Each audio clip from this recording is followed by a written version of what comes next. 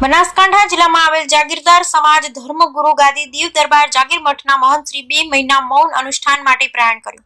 કાંકરેજ તાલુકાના દીવ દરબાર ખાતે આવેલ જાગીરદાર સમાજની ધર્મગુરુ ગાદી શ્રી દેવ દરબાર જાગીર મઠના મહંત પરમ પૂજ્ય 1008 મહંત શ્રી બળદેવનાથજી બાપુ ગુરુ શ્રી વસંતનાથજી બાપુ આજરોજ તારીખ 6/7/2024 ને શનિવારના સાંજે નકળંગ ભગવાન તથા ગુરુજનોની સમાધિ સ્થળે દર્શન કરી દેવ દરબાર ખાતેથી વિદાય લઈ શ્રી ઓગળ થળી ખાતે પ્રયાણ કર્યું। उत्तर गुजरातना बनासकांठा जिल्लामां कांकरेज दियोदर वाघेला दरबार जागीरदार समाजनी धर्मगुरु गादी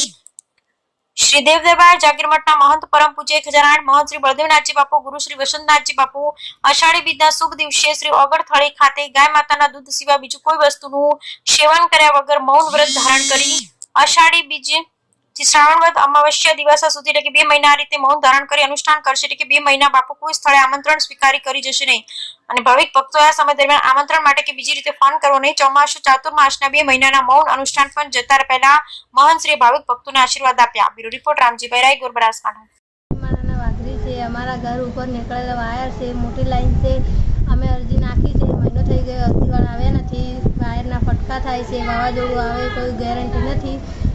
એ માટે અમે અરજી નાખી છે। અમારા માથે જોખમ છે, ઘરે નાના છોકરા બાળકો છે, વાયર ઘરના વસવાટ છે, અમારા ઘરે માલ છે, ઘર છે, કોઈને વાયરની અરજી નાખી બાજુ આવ્યા નથી। અમારી ઘર ઉપર વાયર હેડેલા છે તો પછી અમે અરજી આલે મહિના ઉપર થઈ ગયું છે તો જોખમ છે, વાવાઝોડાનું વરસાદનું ચોમાસાનું જોખમ છે તો અરજી આલ્યા બાદ મહિનો થઈ ગયો છે